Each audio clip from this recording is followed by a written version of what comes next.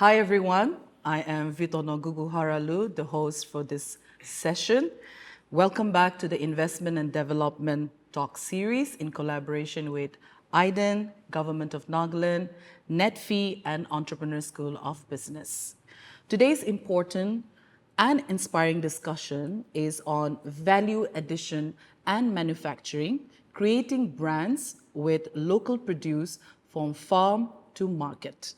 In a world that is increasing value authenticity, sustainability, and local identity, Nagaland stands as a unique advantage. From indigenous crops to handmade products, our local produce carries immense potential, not just for consumption, but for transformation.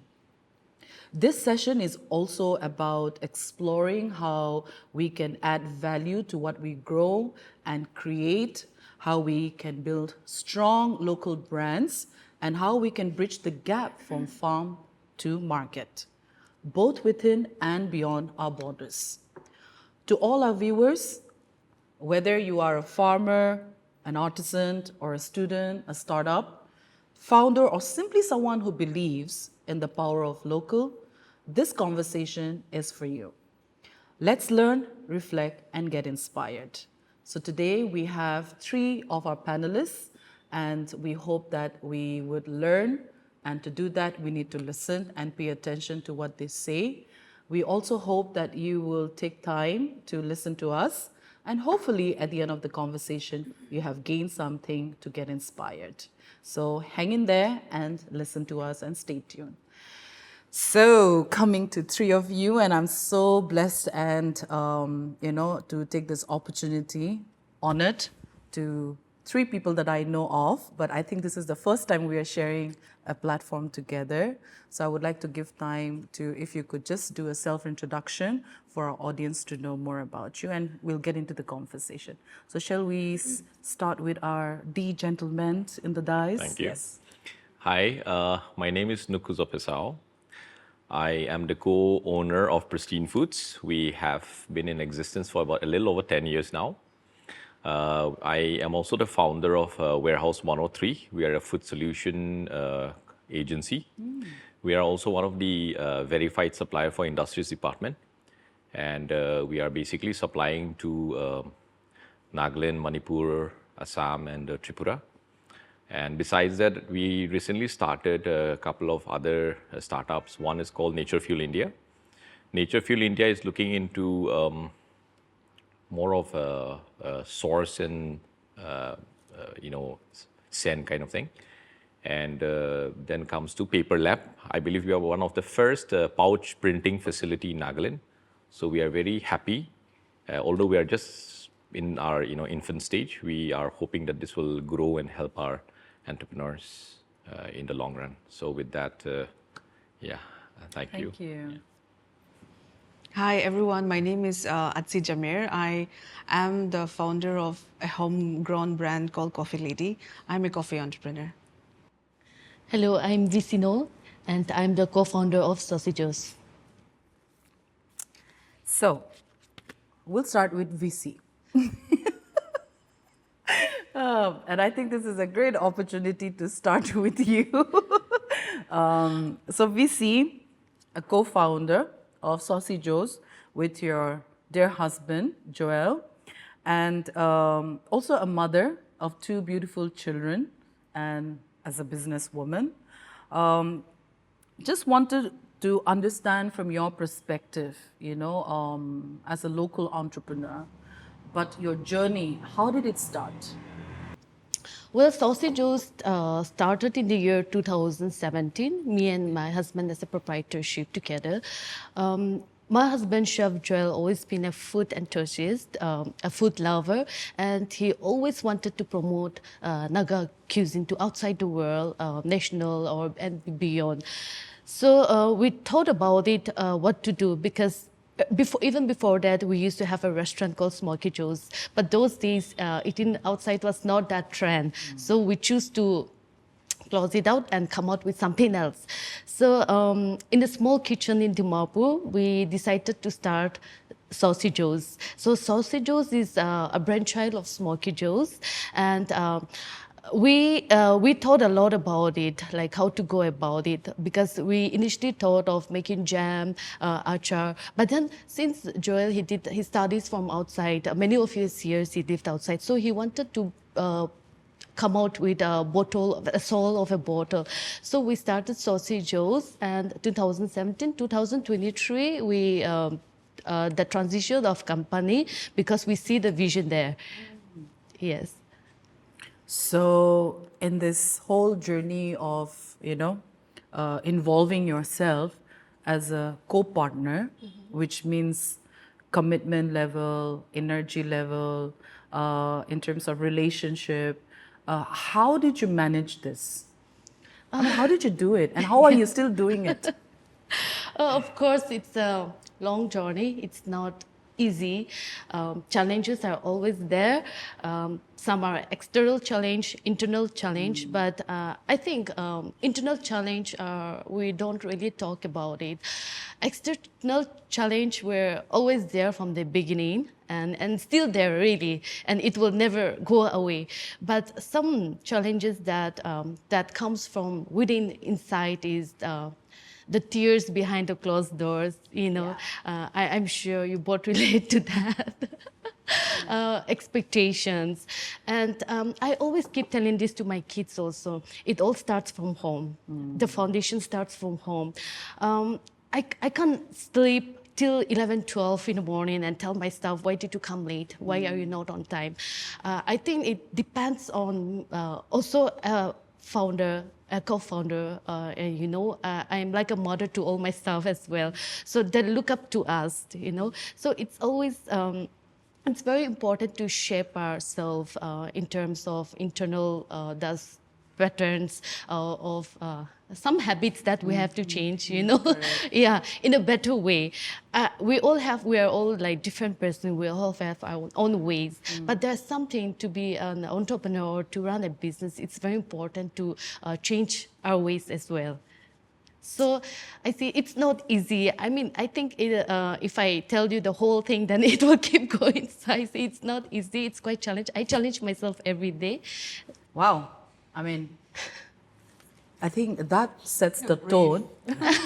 Yeah, sets the tone for our two other panelists to please, our coffee lady, and it's a brand name, it's a known name, and you have had your own shared journey, and each one of you in this space have your own USP, unique, all of us. So, Atsi, would you be very kind to share a little bit about your journey and how being the lone, not that we're trying to create a division, but it is a very tough industry. And perhaps you're the first one from our state, as a Naga woman. And also you have had exposure outside, getting to see how the world works in the coffee industry, and a reflection from a recent journey that you had. I think we would love to hear in a gist from you, please. Thank you so much. Like the rest of the entrepreneurs, I had my own terms, like I had my own challenges. When I first started Coffee Lady, I think I have more questions than answers. Yeah, I have my own questions going on, like what am I going to do? What is the purpose? But slowly and steadily with consistency, I come to a point where like the 3 P's are very important to me at this point of time. Like the 3 P's as in like I started as a passion, and it comes down to professionalism. And then now it's a purpose driven. So I think Coffee Lady is a brand. I put it as a homegrown brand now. So I'm not competing with any of the outside or international or national or whatever, but it's all about a person journey, say like contributing to all the women who is like me. Yeah, so Coffee Lady becomes the most important functions or structure or vision, objectives, what all compile it, I think the 3 Ps are very important, and we believe in that in Coffee Lady now. So the first we started back then, and then now there is a huge gap of growing.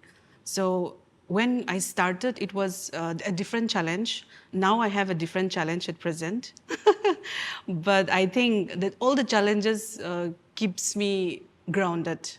And it really helps me to learn beyond my comfort zone also. Because I also learned in my own journey, it's that in order to dream big, you don't have to come from a very big city. You don't have to have a big money, but you just need to have your own decency and keep continuing. Like when I first started, I give my heart and hustle to what I'm doing. And then only it comes to purpose, like the consistency, you're giving your heart and hustle, and then it comes to the point where you were wanting to do it, and then you achieve certain part. But when you reach the certain part, again, there is always another steps to grow.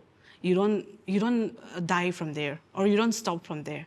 So every step or everything that we are achieving, even in a small way, there is always a challenge. So if we talk about challenges every day, I mean, there are numerous petty challenges is also there. But when we look on the positive side, being as an entrepreneur, and I'm very happy to be called as one of the first, or so, I mean, I don't really want to say the first thing, but if people consider me that, then I am happy to own that. And there is its own challenges in the growing industry also.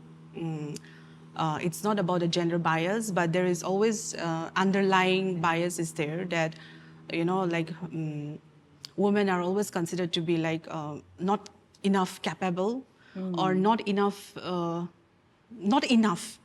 But I think I just prove somewhere something wrong is that knowledge and wisdom is my biggest strength.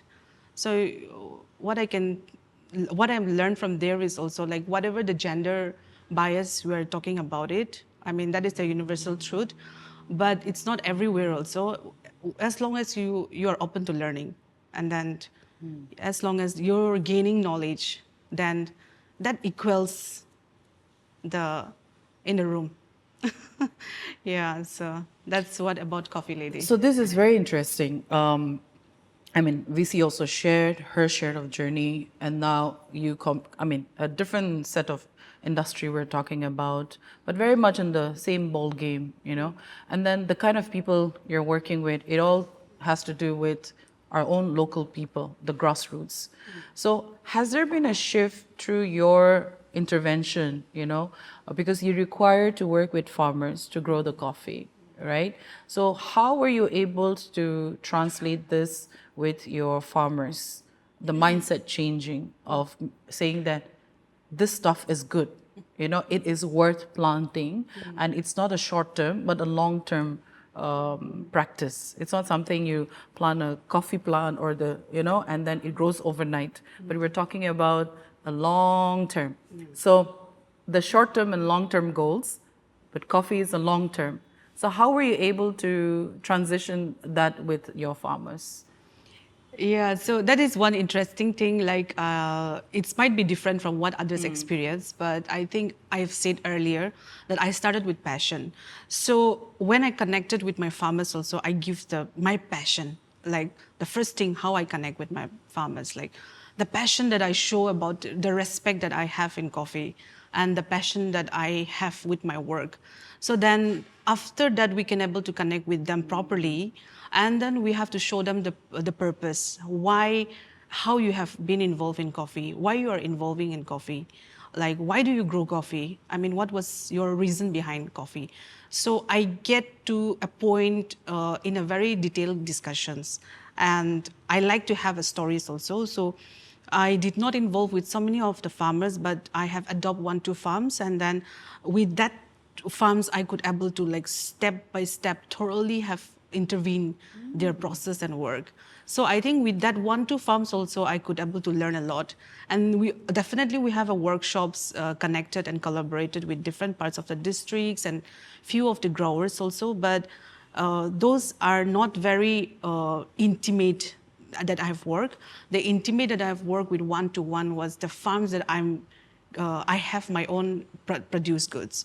So from the farm sourcing to the serving, because I wanted, me as a passion of coffee, I wanted to know how the processing, what is the challenges, what is the logistic challenges, what are the farmers' challenges, in that way that they see me different. So I think in that way we could able to interact, and that changed the mindset. Yeah, so that's how they could able to see that, okay, I could able to interact with them about the purpose and what kind of, also monetary. We could able to discuss monetary, what kind of profits that we can able to give them in the long run, not maybe not in the year or two, but in the long run, what will benefit them? How will this coffee growing that they have in the farm will help them financially? So even that So, also. sorry, when we're still on that, Yeah. how do you share the responsibility, the roles and responsibility? Because we're talking about investment here. Yeah. So you as a, you're talking about passion, but again, passion is not enough, right? So we talked about purpose. Yes, and then we also talk about professionalism. Yeah. So it's a step-by-step process that requires building of relationship, investment in terms of, just not just theory, but really living with them, which you Yeah. have done. I mean, staying with your farmers. So when we talk about investment, because today's topic is also in relation to investment, not just in terms of monetarily, but in terms of different tools and strategies that is involved, in coming up with the end result. How do you tell a farmer when you meet that this is my role, this is your role, this is my investment, these are your investment, and together we make this? So how was that transition? And how many times did you do that to even start with one farm? Because you're talking about 2 farms, right? So to begin with one farm, how much time did it take? To begin with one farm also, it takes a year. Okay, it takes a year. And then when we say about investment, like you said, it's not only about the money. Yes. So we have our time investment, knowledge investment, our whole of it. I mean, my whole of it. And me functioning as a one-man army. So I have to give my everything. So the creativity also comes when you're on the bottom. How you collaborate, when to collaborate, whom to collaborate, how to combine with the things that you have to work and divide it. No? So in that way, I could able to communicate with them properly, clearly, that I want this, and this is what I'm going to give, and from this you have to take it further. So we have a very clarity communication that if I am not going to be promising that, if I have given so much of promise and I could not fulfill, that is a very wrong ethics for me. So we come to a very humility ground also. And luckily the farmers are also very cooperative, and they were also one that I am not saying about me every time. I should say that they are also very supportive, knowing that purpose and vision of what the coffee lady wants. So what kind of support system have you created with your farms and farmer? So there is. So today's last topic was about the value chain. So I think this is where it boils down. The value chain of is that the farmers, I could able to buy them. Like there is a consistency. Adopted farms doesn't mean that we are going to be forever. There is always a contract basis also. So the first thing is Yeah. You have to identify a farm. Yeah. Then after that, so could you just lead us to the process? Because I'm sure Yeah. the audience would like to know, how do you start? Where do you start? So maybe perhaps in a nutshell, if you could help us journey through that process. Okay. In a very short way. Yes, in a very short. Because if it's too long, then We'll have another session Yeah, with you they separately. will. Otherwise, the quiz here waiting. we will shift from here. So we have I identify the farms and we have a collective workshop one day. Okay. And then through that workshop in Mokokchung, I definitely look on the farms harvest. Then after the harvest, I identify a few of the farms which are really outstanding and I wanted to work with them irrespective of how many plants they have in the farm. Yeah. So it's not about the quantity that they have, but it's about the quality because, I mean, these days everybody knows as a grower that there is a different range of flavors involved in different areas and farms, even if it's in the same Mokokchung district or Pek district or whatever, different districts. So in that way, like I have few of my friends who are in coffee experts, like the Q grader processors, and who are in the coffee industry, who are ready to help because I have shared my purpose and seek out help. Yeah, when I seek out help and share about the things, and they are ready to help. So they have give me a green signal that okay, this farm is good, you can go ahead. And then in that way, I also discussed with the FPO there that I wanted to work with this farm. And then I personally went there to the farm to meet the farmers. And I discussed about that this is where I wanted to work with you. Like adopt in the sense where like I wanted to work with you in the processing, harvesting, management until the package. And I wanted to bring this in the package of Coffee Lady. How about that? Then they are happy. I mean, they accepted my proposal, and that's how we started. In one shot or a lot of follow-ups? So I said it took a year. I mean, it's more than a year also, I think, because the brainstorming was going on before the year started. Wow, that's quite a journey, and also to compress it, in a very short package for us. But I do believe that each one of us who is listening and watching this conversation, you would be having some idea or a little bit of idea, but wait till we get to the other side of the conversation. So we're going to move towards now from the food, now we're going to the coffee, now we would go to an entirely different industry, which is very unknown to me. So I'm going to leave it to Nuku to actually take us to his world. And there's opportunities for you to share. Okay. So, well, I come from a family that is, my dad, or rather my parents thought it's best that we are exposed to different kind of people, different kind of environment. So some of my siblings were sent to Delhi, some to Shillong. My brother was sent to Europe. I was sent to Assam. And so we were scattered. And I grew up, a good part of my childhood was in a residential school in Assam. That's where my business journey started, actually. I was just about 14 years old. And I had a lot of Arunachali friends from Mizoram, friends from Bangladesh, friends from UK, Assam. So every holiday when I would come back home and buy my clothes and go back, my friends would be waiting to open my suitcases and see which clothes they like. And they had the liberty to just auction whatever they like in front of me without my permission. And I would be left with almost an empty suitcase. So I would call up my mother about a week after, and I would tell her that, Mom, I'm out of clothes. I have the money. Could you send me new clothes? And you say, what happened? Did you get robbed? Or did you get bullied? I said, no, actually I sold out. Oh, gosh. So that's how my business journey started, actually. So, in fact, I went to the extent of even sponsoring my own. I actually had a Master's of Science in Psychology out of interest. So I sponsored my studies, and I had enough money to even send back home. Wow. I was, doing some MLM, multi-level kind of marketing for this American company called Forever Living. So some of my friends would even call me as the forever guy.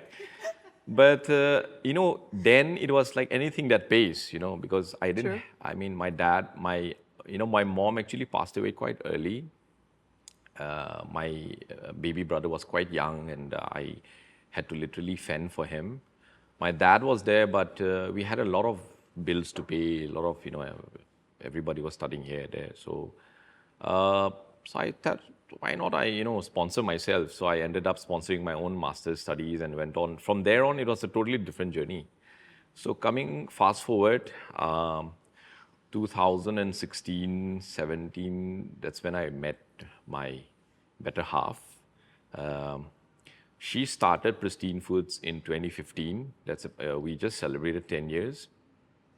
I joined her later on, so I'm not the co-founder. So people tell me, the co-founder. I'm not. I am the co-owner, but not the co-founder. But I transited from different kinds of retail business, wholesale businesses. At one point of time, I was also into scrap. I mean, iron scrap dealing.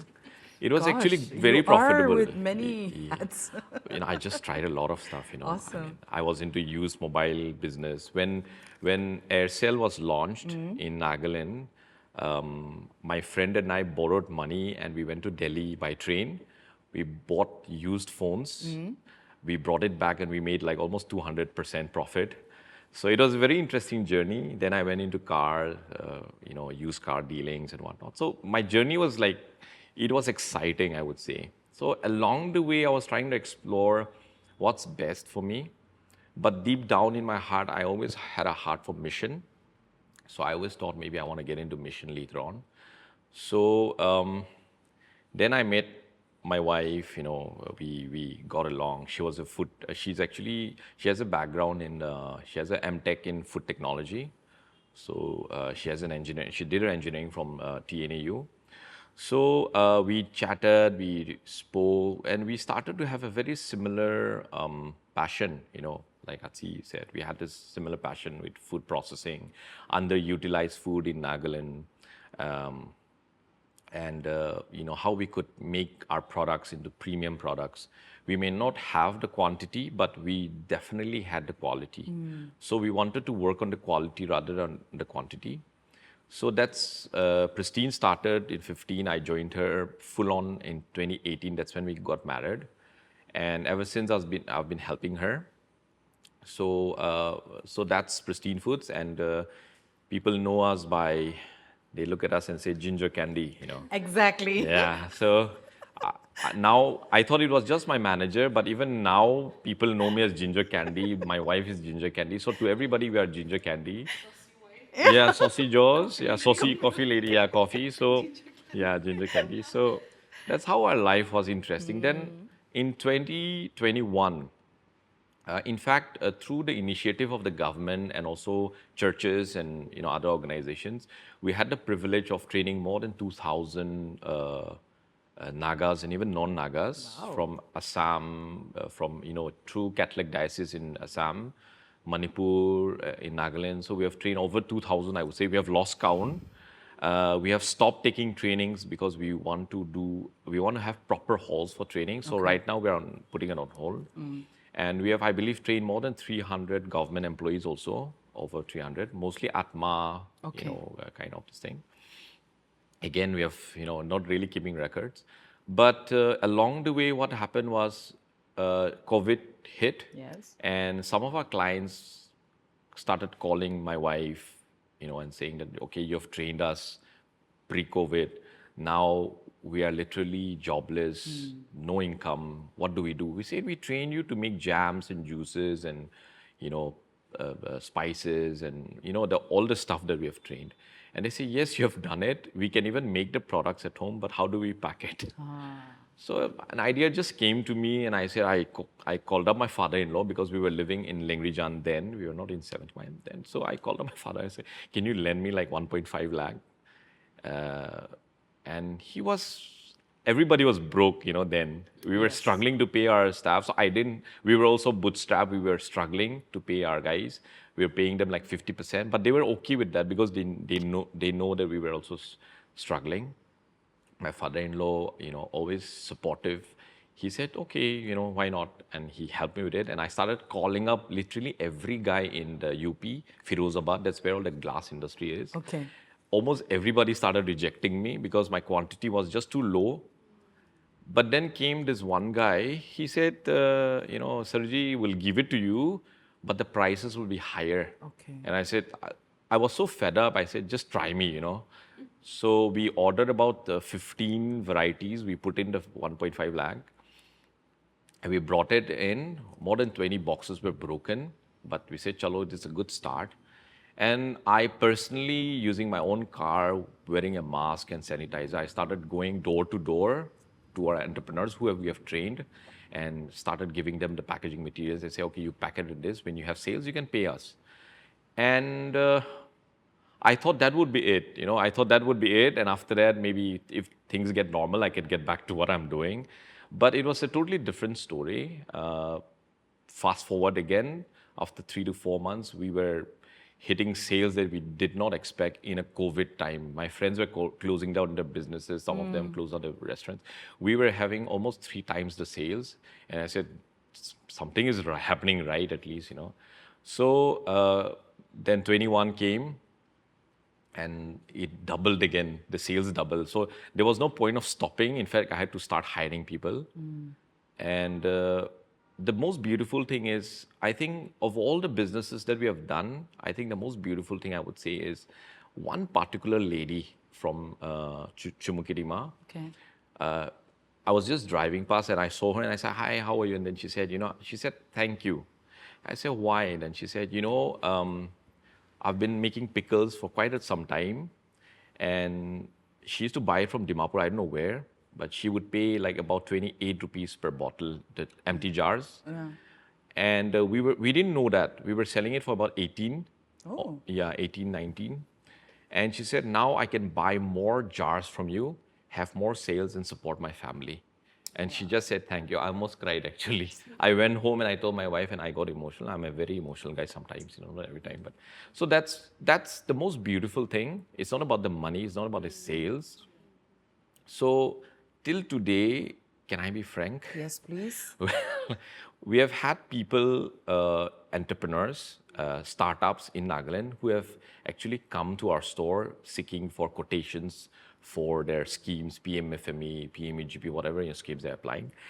And it breaks my heart because many of them would tell us that we will just buy 50%. Like if they say we want a 1 lakh quotation, they will say, I will just take 50,000 laga machine. The rest, can you give it to me in cash? There was even one, I wouldn't name him, but there were a couple of guys with big quotations, I will not say the amount, but it's quite huge. They said, I will not buy anything. I'll just give you your GST, 18% I'll pay you, and I'll give you maybe 1 lakh or 2, and then you can do whatever you want. Just give me whatever comes to your account, give it to me. I said, no. I just said, no, I will not do it. So till today, we have not done anything under the table. And I think that is one of the reasons why our growth is also a little slow compared to some of the other people who are willing to compromise and give fake quotations. So that's what is happening. And I feel the growth of the startup culture that is happening in Nagaland, the growth is, I would say, it's stagnant to my view, because number one, we are taking loans too fast, we are taking VC fundings too fast. We do not know where we're heading, but we're just taking it. I've even heard of instances where people have taken funding to buy their own, they ended up buying the cars, if they've not invested in a business and they had to default. Those kind of things are happening, that's the reality actually. So when we give quotation and when we realize that there's this young person wanting to build something, I would ask our team to sit down with them and understand the project before just giving a quotation. I know they can get it elsewhere. I'm not the only person dealing in machines. But what we want to give is actually a guidance. We guide them, It's not about the money all the time. It's, yes, we need profits to run the company, but we are also willing to sacrifice. There are many instances where I sacrificed, I would say my team and I, we sacrificed a lot so that that person could accommodate the required, machines or packaging materials, and so those kind of things. And just today, I'm actually part of BAN as well, Business Association of Nagas. So there was this discussion this morning about tomatoes. Right now, tomatoes are hitting the market of Nagaland, and Longcomb tomatoes are like, that's Correct. the hottest topic. Yes. So under BAN, we have a committee called the Agri and Allied, where I'm currently the convener. So what we are trying to do is we're trying to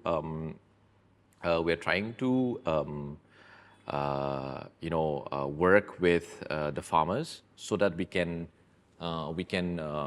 make sure that the products, the produce, not the products, the produce can be stored in cold storages and can be sold when there is a better market, so that they are not abused by those syndicates that are existing in Nagaland. And we know people have been, they are getting beaten up because they are trying to sell or buy, we are getting beaten up in our own land. I mean, how ironic is that? Correct. So that's what we are trying to do. We are not trying to do business. We are trying to promote. And I think that's where we come in. We are into, currently we are working with almost 40 companies across India. Wow. And we have over 8 companies internationally. Is this with BAN or your? This is to do with Warehouse 103. Okay. So we are trying to bring the best technology to our entrepreneurs at the most affordable rates. So people take the quotations from us and they say, okay, we will check other manufacturers, other people selling similar products. You may get some, but most of the products we sell, you'll not find it, because we have taken the liberty to take a dealership for like entire Northeast or entire West Bengal, So that's where it happens. So just to help all of us understand, these are the services that you provide. So when you say quotation, maybe the audience would like to understand what quotations are you talking about? Okay. Is it mean the business proposals, or from that perspective, if you could share a little bit more? Yeah, because I would also want to understand, what do you mean by quotations? Okay. Yeah. So basically, say for instance, Ati she's trying to set up a roastery, I believe. So she requires a machine, So in order to get funding from the bank, either it's a private investment or a bank, let's say she needs a quotation. So that's where the pricing, the details of the machines are written. And she needs to collect, in most cases, you need to collect 3 quotations from 3 different suppliers. So as a supplier or a dealer, we give those quotations. And often we have seen instances where we called up the bank to tell them that this entrepreneur is a genuine one, because they have been buying packaging material from us since the last 3 years. We have seen growth in the thing. So she requires a dryer now. So I would, in fact, just call up the bank, not because she or he requested, but because I feel that that person needs it. So because we have good relation with banks now, so I would call up the manager or the assistant manager and say, hey, can you help out? And in most cases, we are very happy that it has worked out for a lot of them. Yeah. So there is a success story behind repayment model also. I think so. Because we have a very bad record, We do. In fact, a couple of weeks back, I was in the State Cooperative Bank, Nagaland Rural Bank, I think so. And on the wall was about 15 to 16 SHG groups photos. And I was pretty amazed. I came back and told my wife, this is so wrong, First of all, we're a Christian state. Correct. Yeah. Then we talk about Nagas being honest, because right now, if you see YouTube, you talk about those shopkeeperless shops in Kohima or in Phek or in different districts. Now that is the image people have. Then and again, when it comes to banking sector, we are not able to pay our loans because something is wrong, right? So these are things we need to address. These are the core issues, Instead of just funding, and the SHGs are not able to pay back because maybe there are 10 of them and one is not honest. So, where it all goes wrong. So these are things, we need to consider, I guess, So having said that, the repayment system, the whole cycle of it. Now this question goes out to 3 of you because all of you have shared your work, how far you've come, what took you to be where you are today, and it's just not an overnight journey we're talking about. It's of years of dedication. Interestingly, an individual to partnership to, a team building, and then the whole mindset changing and involving all the stakeholders that makes it happen. Now, coming to the investment side, in terms of finance, that requires literacy, which we are -0. I include myself in it. It is just recently I started to understand what is plus, minus, multiply, and then. But honestly, we have not educated ourselves in that, and we're also very lazy to go through that process, the literacy training. Then the second part is how to manage our money management, savings, investment, our capital, our expenditure, liabilities, assets, from our daily lifestyles to leisure. I mean, all these things are part of our daily lifestyle. Then the other part is the businesses. Ideas are great, but how do we make it real? And to do that, what is the holistic environment, the ecosystem we're talking about? Do we even have it? So 3 of you are entrepreneurs. My take is something that this is very personal, but I think this is very relevant to our conversation, because in Nagaland, entrepreneurship, in one way, it's been misunderstood. And many of the struggle stories are not spoken about. So many have this notion that, oh, I want to be an entrepreneur, but do I have it in me to be an entrepreneur? And to identify that within ourselves, who's going to take us there? So it is people like you who share your stories, but also to educate us who could be a potential entrepreneur in days to come. Because today's young men and women, they're very smart. They're techie savvy. I'm techie zero, okay? But what I'm trying to say is that through your experience, through your care, your passion, purpose-driven, on enterprises that all of you are into it, there couldn't be a better way but to learn it from you. So do you think that we are building that ecosystem for the upcoming generation to come forward, or we're discouraging in certain ways that we're not doing it? So we're talking about gaps here now. So in your own respective fields, where is this gap, and how can you play a part? How can we play a part? And this question is to 3 of you. So any one of you can volunteer to start. Yeah, okay. Maybe I wanted to go first. When I remember a few things. So the entrepreneurship journey has been a hype. And then it's somewhere like Nagaland has always a trendy place. That's what I've come across, like I've experienced. So when there is a wave, then we always go to that wave. And whereas there is a wave, another wave, then we go to that another wave without going to the depth. And then also we are very confused of what we want. So when there is an entrepreneurship trends coming and people are promoting in their own way, then we tend to somehow convince that I also want to become entrepreneurship.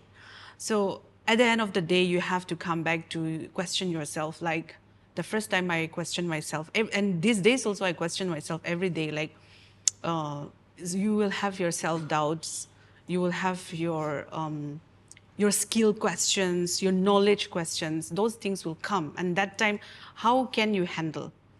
Right, like you were just drawn into the entrepreneurship because somebody is starting a product or somebody already reached up to a level which they have not talked about the journey, the real struggle. So I think we have to come up with a very good storytelling. Like storytelling at this point of time, branding is a selling point. These days, people are talking about their struggles and journey and selling their brands. I mean, that is the marketing skills these days. So, but when we see, then I think that is where we can able to know the knowledge about how that brand have already started, how that person have achieved to that point of to the present brand that he or she is taking care of. I think we all have our own brand journey where which is different, but not spoken often, like we said. So we can bridge the gap by storytelling. We have to really come up with those vulnerability also sometimes that is might not wanted people to hear. Like it should not be too authentic that it becomes no too unapologetic, or that word I don't know, like You don't want to scare people off. yeah, exactly. Like something that will scare people away, but you have to share the truth of what exactly you have started and how you have gone through financially also. So when it comes to financial, I am from a very basic, normal Naga background. So I don't come from a finance or entrepreneurship uh, background or parents, but later only like with the passion, and I have to learn this one, I have to learn another one, I have to learn this one. So in that, with open minded of learning only, I could able to understand, oh, I am an entrepreneur. Like I have to learn these things, I have to scale up, I have to build, I have to I have to equip. So all these things comes, and that time it was very unlucky also one way that during that time we don't have that incubation, or not many organizations that were um, that were sharing about entrepreneurship, what exactly the meaning about it. So I think now is the right time also, whether it's late or sooner, but it's the right time for us to share about the storytelling. So now it comes down to your individualism, your togetherness, collective, etc., etc. I really want this conversation go towards now government policies and how, as an entrepreneur, if you have availed any scheme, which the government has provided for entrepreneurs. And if you have availed, how has it benefited you? Because it is important for us to educate through this discussion for our potential or even for knowledge. In fact, this is a knowledge conversation for people to know what the government is doing, how is it going to the right beneficiary, and how has beneficiary utilized this opportunity to upscale themselves. Because there's a huge gap of misunderstanding that government is not doing enough, entrepreneurs are not doing enough, and all our stories, like we sing stories, human stories, are disappearing somewhere out of experience, also in assumption or tell a tale story. No? But today we have three of you. Perhaps you can help us see it from your perspective. It is not to favor anybody, but it is through your real experience. If you have availed, please let us know. If you've not availed, would you have a better idea how we can, people can avail? Because sometimes even the government does not know, they don't have all the answers, right? We all have to bring into the government and say that this is what we think because we're experiencing this in the grassroots. And we would like to fill that gap by partnering with you. And we need a good listener for that to make it doable, right? So I throw this to you. So perhaps Nuku could say something on this through your experience. Yeah. Right. So I just want to go back to the first question you asked, both of them. I thought I was preparing mentally to answer it. Yes, we don't want to. So, both of them have beautifully put it. And I think it's very true that most of the time we do not display the bitter side of entrepreneurship. Correct. People see us, maybe she drives a nice car or has a nice phone, or I have a good house, or she has a good product. People talk about her. So people only look at that part of it, but they do not know that the struggles behind that is so tough that sometimes it comes to a point, like in a marriage, for me, I'm a married man. So it even comes to a point where you are like so angry at each other. I mean, why did we do this, we were offered opportunities in different shapes and size and places, but we chose to stay because we believed in our people, we believed in ourselves. Now, I think knowing what you have is so important if you're really jumping to entrepreneurship. If you do not know what you have, I think if you're just looking at the fancy side of an entrepreneur doing well, then it's going to be a tough one, and it could demoralize you. It could put you in harm's way. You know, I've seen people get stressed out, frustrated, depressed, your mental health, affected. So these are things we need to talk about. It's Correct. not everything is glittery and shiny. Just because somebody's successful doesn't mean life is all good. So I think, lately we have had more than this past few weeks, months, 1-2 months, we have had almost 20 to 30 internees in our store. They are there for about 26 days, but incubation is important. At the same time, I feel that colleges and institutions should increase the internship period. 26 days is not enough to understand what took me 10 years to do it. If you think in 26 days, a young girl or boy with a fancy MBA degree is going to understand what I went through in 10 years, then that institution is wrong. You need more time. And we would like to mentor people, but not in 26 days. In 26 days, I would want that person to understand what we have over 200-300 SKUs, in our store. It will take them 26 days to know. What is SKU for the audience? So basically, see, when you have an item, we have, let's say, in glass. Okay, I'll just put it in layman's term. Yeah, please. When you have a glass, for example, we sell for Piramal glass. That is one of the top in India. So right now we are trying to, get into a higher quantity for them. So they have about, say 50 designs. Okay.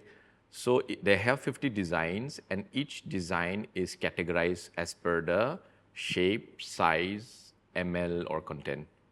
So these are, when we put it into our inventory, in our system, so all of them is given an SKU and a number, or, whatever it is. It may be a barcoding you're doing it, or it may be a code you're using. Okay. So basically, in layman's term, that is what it is, right?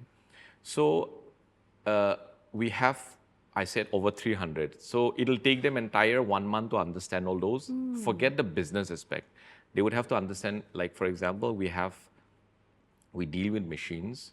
So let's say we have a banana slicer. It takes 2 to 3 days or a week for even my guys to understand. They've been working with us for 2 years, 3 years, and it takes time. Now you expect a fresher to just come in and understand this banana fiber extractor or banana slicer in a day and move on to another machine. We have like 200-300 of them. I mean, Not possible. let's be realistic, Yes, yes, yeah. So what I'm trying to say is institutions need to give more time on internship. And these internships, in Nagaland, I see that internships are just paper.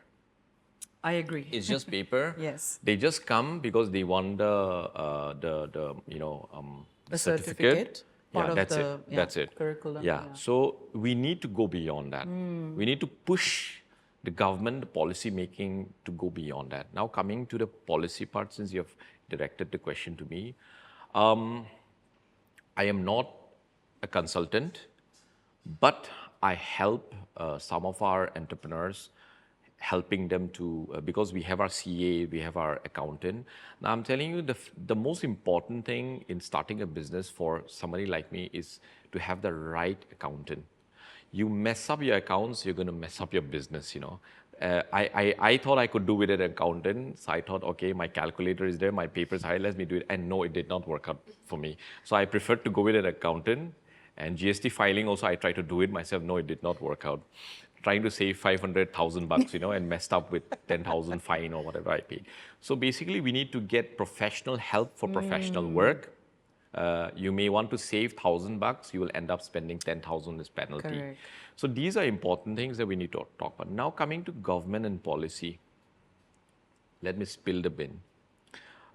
Central policies, there's a minimal intervention of the state government. So for something like Unnati, Unnati is a scheme emphasized on Northeast, particularly for Northeast. Assam is the only state getting about 35%, not all of it, but the good part is the rest of Northeast gets 50% subsidy on the entire capital. It's a subvention, intervention of 50% of. Say if you take minimum 50 lakhs, okay, it's 50 lakhs. You cannot claim, a project should not be less than 50 lakhs. So if you claim 50 lakhs, you will be subsidized 25 from the central government. The remaining you take loans or your own intervention. Then again, there's GST. You can get back to GST. 75 to about 100% of the GST can come back to you. Then if you're taking a loan for, let's say, 9%, then 6% is yours to pay. The government will intervene with another 3%. Okay. So that's a lot of help, actually. Nobody gets it. Some states are doing it, I guess, before this. And then comes to the dirty part. Okay, forgive me, whoever will get offended, but this is reality. I need to talk about it. I was just having a word with a friend of mine yesterday. I never claimed PMEGP, which is very famous in Nagaland. Yes. So I thought, why not try it? Because we started Paper Lab, which is a pouch printing facility. Oh. So Paper Lab, just a one-man show. I just have one designer. He's also the chokidar. He's also the designer. He's the printer, And we just have one pouch printing machine. Okay. So we are currently, I think we are the first one and the only one right now in Nagaland. So we thought we will bring in a bigger one. So we needed some assistance, and PMEGP is about 35% assistance. And I was told that you may not get 35%, which is written there in the government websites and everything. They said that it has to be distributed amongst the bureaucrats and politicians. Oh dear. So if it is 30 lakhs, let's say, because I'm trying to claim about 28, 30, that's what I need for the machine. So I'm supposed to get 10 lakhs from the government, but I may get about 2 lakhs if I'm lucky. You're serious? I'm serious. So the banks advise me, don't even waste your time. Just go for a lower rate of interest loan. This is the reality of Nagaland. Now, how do you expect our entrepreneurs to grow? And you talk about big numbers, sometimes people laugh at me, but I also laugh at myself. I'll tell you a story about one international trip that I did with Lanu Akam, Cold Mountain, and Medoputsere, Bambusa. 3 of us, we call ourselves the 3 idiots. So we were asked by Fiki and Netfi to go represent our state in Dubai for Dubai Rolex Expo. All the other states in Northeast, the government told Fiki that they will fund it, but for us, we had to fund ourselves. So all the way to Guwahati, we had to take our own taxis, we had to take our own flights, and we ended up like that. So that is the reality. Now, I'm putting it on a table for you, and the viewers should decide what's right and what's wrong. I think this is very important. In fact, these are very difficult conversations, and it's something like everybody knows, but nobody's talking about. Right. And to come out like this, it's only helping Nagaland to get better, because we are very diplomatic people. We don't like hurting people's sentiments by telling the truth, but it's also a question of, if we're speaking the truth, is it with a good intention? And I think our discussion today is more towards how, as contributors in building Nagaland, we do it authentically, genuinely, passionately, and we care. And it takes a lot from people to do that. And 3 of you, since you 3 are the panelists for today, this discussion is with the support, meaning collaboration with IDEN and Netfi and Edu Center as the facilitator, as the platform. And so I think most of our, these difficult conversations rarely happen because we want to be politically correct. We don't want to hurt anyone's sentiment. And I think getting this opportunity today, and 3 of you being the most authentic in terms of sharing your journey, your struggle, the success of it also, the joy that you have found in following your passion, the purpose-driven actions, I think that's what makes better Nagaland, and we must encourage one another to have such conversations also. Because our listeners, definitely I can be guaranteed on that today's session has been more of revealing ourselves, who we are, and the potential that we have and becoming a better, people. Because we say vocal for local, right? But sometimes this vocal for local has its own consequences. I mean, starting with just offline, we were talking about auto drivers, I don't know how many of us we actually take an auto driven by our own people, and most of us have had bad experiences in terms of negotiation on the fare. Number two is our verbal communication. I think the main thing comes with attitude. Money is the least thing, but it's the attitude. Even going to a shop, take it or leave it. Nah? So we're talking about business, but I think businesses also there are certain objective how we are to conduct ourselves to even be able to sell a 10 rupees pen.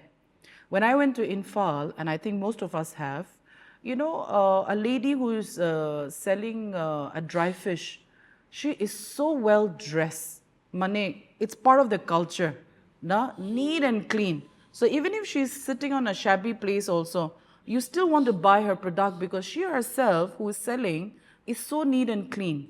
And the way she uses gloves, it's a modern way of doing it, but then it also shows that she cares for the customers, keenness. Whatever she's delivering is, so it's presentation, but it is also coming in terms of hygiene, right? But for many of us here, we don't look at that. No? So I think there's a lot for us to learn.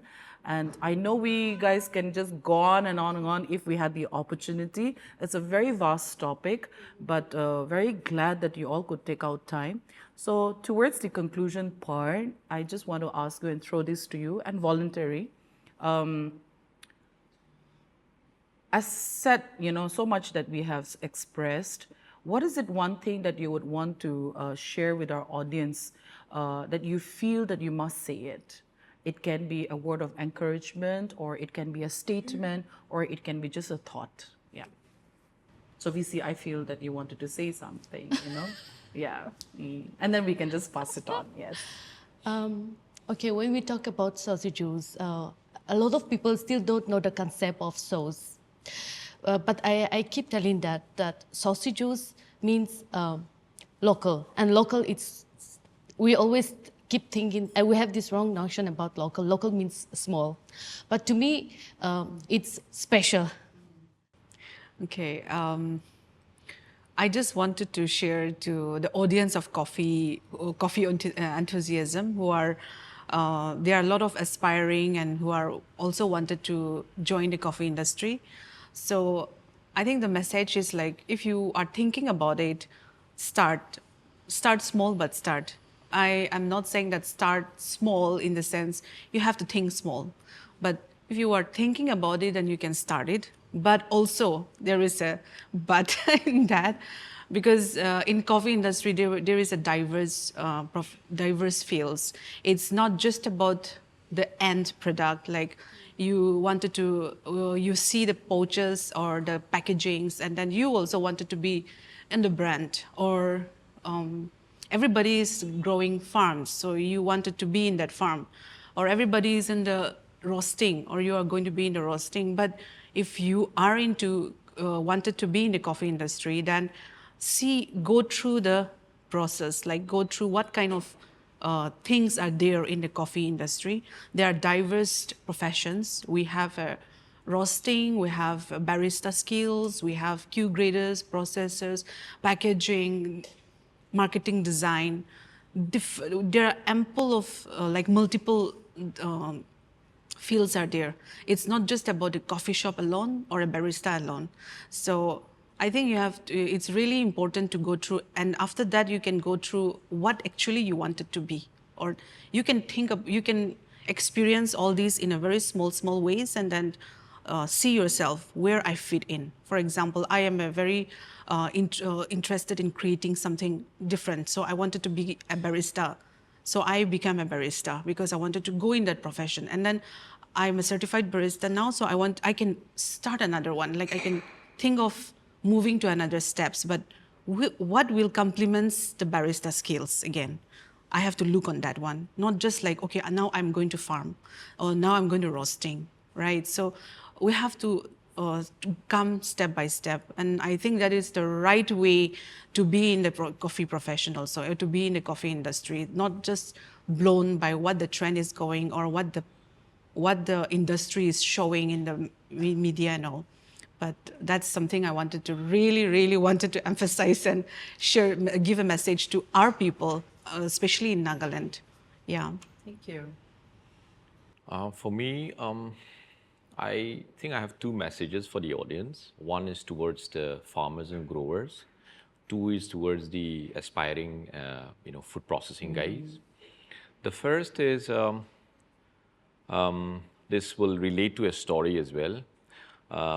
These plums that we find in Nagaland, the small plums that people usually do not eat. Correct. And peach, the small ones, people Yes. usually do not eat. So we have been processing those for some time. And many people who do not know about us, they were just, they would, some even chop the trees down, But the moment, they were not selling it, they would just gift people. They would, people in Dimapur love them, so they would just send it. The moment we say that we want to buy it, the price just shoots up. It's so typical. Yeah, so I think these are things we need to understand, that you should not try to be a millionaire overnight. It's not possible in the agri industry. So if you really want to get into farming, then you have to be honest and sustainable. Correct. Find the right buyer and do the right farming, but do not abuse your buyers, because ultimately sometimes some buyers will abuse you. Correct. In rates, So these are important. The second thing would be diverted towards the food processing guys. So unlike coffee, we are working in the fruits and spices sector. So we have a bigger and broader umbrella. So fruit processing or spices processing itself is huge. The potential is huge. But at the same time, I feel that to go into large-scale production, which we've been trying for the past 4 or 5 years, it's a very difficult journey. It is a very tough thing, because consistency of raw produce is one of the toughest challenges we face. Supply chain is very important. So make sure that before you even get into processing, make sure your backward linkage is in order. Like Atsi talked about her farmers and MOU with a farm. So find the produce you want to process on, make sure that it'll be there for at least the next 5-10 years without a problem. So these are things you have to consider. And you want to get into food processing, I would say go quality rather than quantity, because in Pristine Foods, I think I need to give credit to my mother-in-law as well, because she's the one, who started Pristine Foods with my wife as well. We looked at underutilized crops and food wastage. So there are so many underutilized crops in Nagaland as we speak. Right. I can just go on, I can name it. Explore those, explore those and try to make something. People are doing it. I think our young, smart entrepreneurs can do it. So explore those underutilized crops. You talk about kolar, huge potential. Correct. Protein powder. Kolar itself can be sold, marketed in a very high level. So these are things we need to look at, but you also have to understand that there is the difficult side of it. So don't get all excited and jump into food processing just because we're telling you to do it. But do the calculations. It should make sense. And I would say, just get started, You do try, start at home, start in your kitchen, So it's very interesting how our local, vegetables or anything that is local, organic, the brand is the location, where the source of the product, and how easily it's, a name of the place is sold out, and how do you authenticate? So if you try to ask the vegetable seller or the person who is a vendor, like, okay, Peren, but which particular village? They said, no, it's from Peren, It's very interesting, just to have some fun. And they also get educated. Oh, you just can't continue fooling your customers that it's because of this particular. But if you really get into the detail of how authentic it is, you really get to know whether it's from that particular place or not. Second thing is, I find it very interesting coming to Nuku's way of saying it that there is a lot of products that is being thrown away. I mean, for Dimapurians, pumpkin is like heaven for us, no? The sticky pumpkin. But in the villages, it's like in abundance. Same with squash, and who eats it? Our pigs. You know, whereas it's a treasure for us, you know. So I think these are things that if we really care for our organic vegetables and the resources that we have, and we want to have it to the optimum, we really need to really start looking back at our grassroots, going back to our villages, identifying. I mean, simply, it's not a rocket science, I'm sure. And I don't know how many of us are going back to our native villages. So as I was saying that we have abundance of pumpkin and squash, and it's all given to, most of the time, to our pigs because it's in plenty. But for people who are not from the village in terms of staying in the village, it's for us, the scarcity is in our lives, you know, and we really savor that. So I think it's very important to really go back to our native places and find out, identify, research, what are the products, because as Prestine, you know, what from the waste, because it's such a beautiful cycle. Nothing goes waste. Everybody gets to share that. So I think it would be really nice if there's anything else that you want to add, you can take this opportunity before we come to the conclusion. Yeah. So I think since you have mentioned squash, I didn't want to come back again, but let me do it. Last year we were, speaking with some farmers in Zanevoto, and I told them, can you supply squash to us? But before that, he said, we have so much squash that if in the peak seasons, so they like even the cow, overdose. the overdose of squash. So I said, I'd be willing to buy it for 10 rupees per kilo, which is actually quite good. Then, interestingly, one of the farmers said, can you give us 15? So, but say, let's try to do something. Let's start somewhere. That's what I said. So, I've gone to a couple of villages in Pek, in Zanevoto, and said, would you be willing to do 10 rupees per kilo? And I told them transparently, I would be selling it in the wholesale for about 30 to 40 rupees because I have to store them in the cold storage. So I've also pitched this to the government as one of the suppliers, that why don't we get solar-powered cold storages. One of the company that we supply for is called EcoZen. And it has it uses an AI technology to, kind of understand the crop, and humidity and everything is controlled. So we can store squash for up to 3 months, 4 months. So off season, when you are buying the Shillong squash, as they say, for about 90, 80 per kilo in our bazaars, we can actually put it in the market for as low as 50 rupees. So that even poorer communities, I would say, section of people can also afford it. Because when it's 90, I'm telling you, the poorer class of people will not be able to afford. True. They would always say that better buy, a power of chicken or something like that. So I think these are things we need to understand. These are the small things that will make our community grow, our farmers in the village. And for squash, you don't really need a very high-tech farming. You just make the bed. The women folks are willing to plant endless supply of it. So why not make use of that? So I always tell this to the entrepreneurs. You can avail loans. There are subsidies in the HOTI, MIDH. There is something called MIDH. You can get about 50%. I don't know whether that's activated in Nagaland or not. So these are things they can claim. And I think we need to make the most within the state before we try to export outside the state. Totally. So that's I would divert this towards the government, the policy making, and even the entrepreneurs for that matter. Yeah. Thank you, Nuku. Thank you. Yes. So we have these one particular spices where we use sawtooth coriander also. So I used to tell my aunties, those who are just staying at home, please grow this and I'll buy from you, because it's like it grows all throughout the year. But they don't believe in us. They will say, "Itu tu cepai na lagi." We'll buy. You know what? Yes. So, like Nukuzo have said and mentioned, like there are so many ingredients that we have to understand, do research, and bring back. Because I think these are like losing it in some or the other way. So many people don't know what sawtooth coriander is. Many people don't know Mejugang Kuti Jane, but they don't know xanthoxylum. And people get confused with xanthoxylum and citronella. Citronic. Now, you know citron. So these are all pepper family, but with different scientific ways. Yes. And of course, these flavors are very important. So sausages is all about bringing back our roots.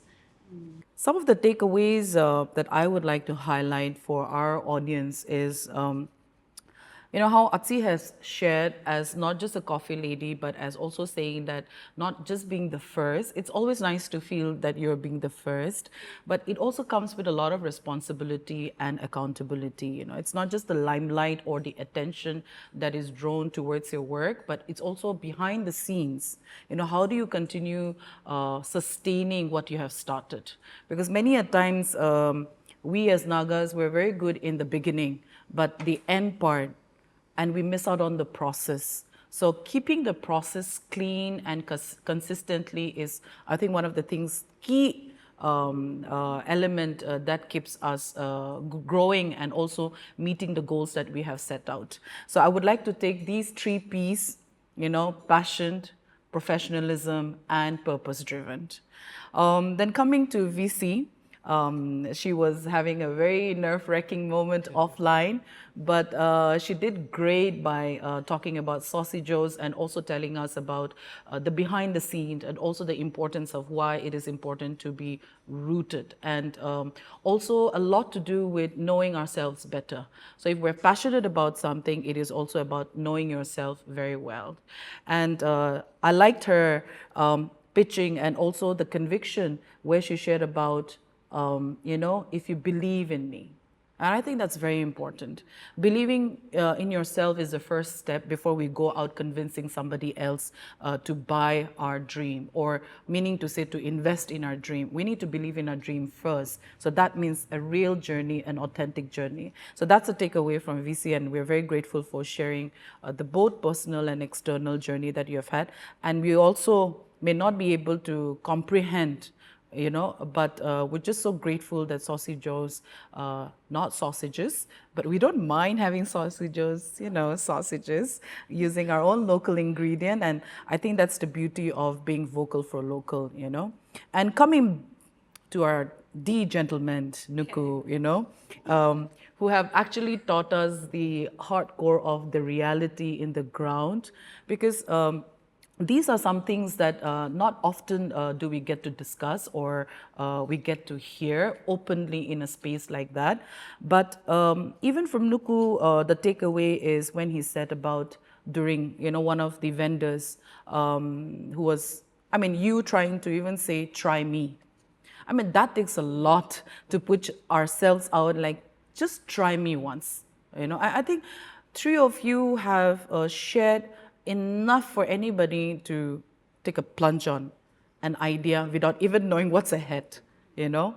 And I think this is something, I would say, a great success in terms of having this conversation. And we would like to take this opportunity to say thank you very much, Aiden, Netfi, and Edu Center of Business, School of Business, because without this, we could have not had this open, honest, transparent, and authentic, I would say, because this comes with very unfiltered conversation, unscripted, and straight from the heart. So it is here that I would like to say thank you very much for being with us, and also how to say, glued to our episode. And it is with this hope that this has enhanced your capacity to think and also believe in our local products, who are working behind the scenes, working with our people. And these are the real stories that we must listen to.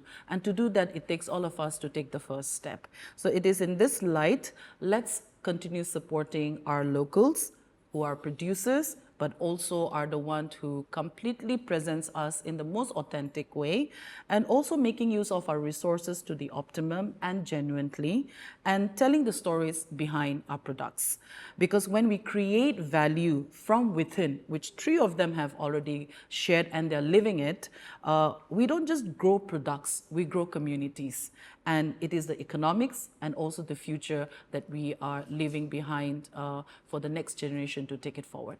On those lines, we want to say thank you and signing off.